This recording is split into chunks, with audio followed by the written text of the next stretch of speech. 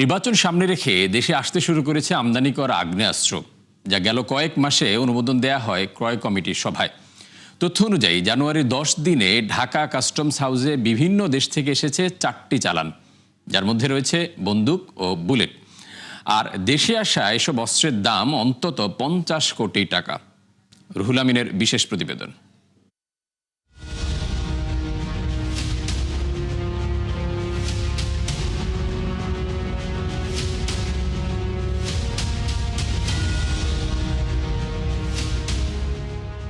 এবারের নির্বাচন সুষ্ঠু করতে মাঠে থাকছে বিভিন্ন বাহিনীর প্রায় 9 লাখ সদস্য।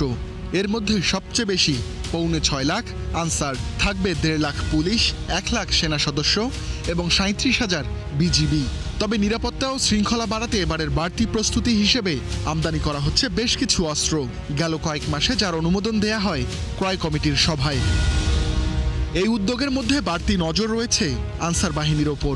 অস্ত্র আমদানির তথ্য অনুযায়ী বেসামরিক এই বাহিনীর জন্য 10 জানুয়ারি তুরস্ক থেকে আমদানি করা হয় 72 ক্যারেট 12 বোর শটগান। আর গত 5 মাসে এসেছে আরও 9টি অস্ত্রের চালান, যার মধ্যে ছিল শটগান ও গুলি।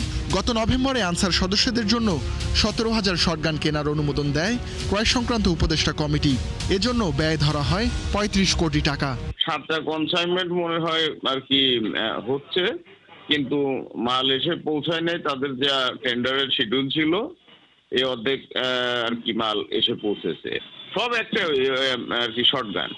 গত 6 জানুয়ারি তুরস্ক থেকে পুলিশের জন্য একটি চালান আসে ঢাকা কাস্টমস হাউসে, যেখানে আছে 10 প্লেট বুলেট।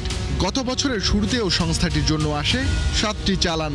আমদানি করা হয় সাবমেশিন গান, পিস্তল, রাইফেল, সাউন্ড গ্রেনেড, টিয়ারসেল সহ নানা ধরনের অস্ত্র। কাস্টমসের নথি বলছে এই 7 চালানের আমদানি মূল্য প্রায় 19 কোটি টাকা।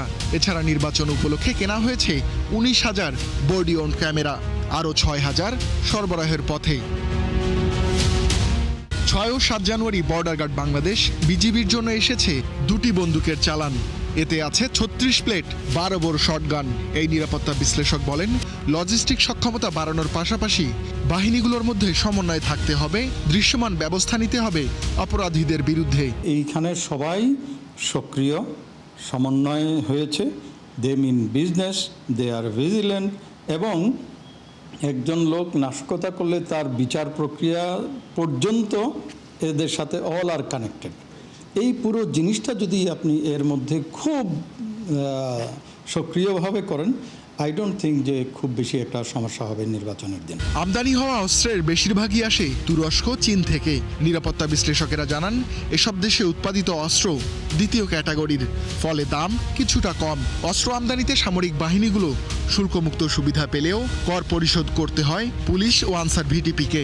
শ্রেণী বিভাগ করা আছে, এ ক্যাটাগরির কান্ট্রি, বি ক্যাটাগরির কান্ট্রি, সি ক্যাটাগরির কান্ট্রি। নির্ভর করছে আপনার রিকোয়ারমেন্টগুলো কি, তার উপরে ভিত্তি করে সর্বোচ্চ কমিটি যারা তারা নির্ধারণ করেন এ ক্যাটাগরি করব না বি ক্যাটাগরি করব না সি ক্যাটাগরি করব।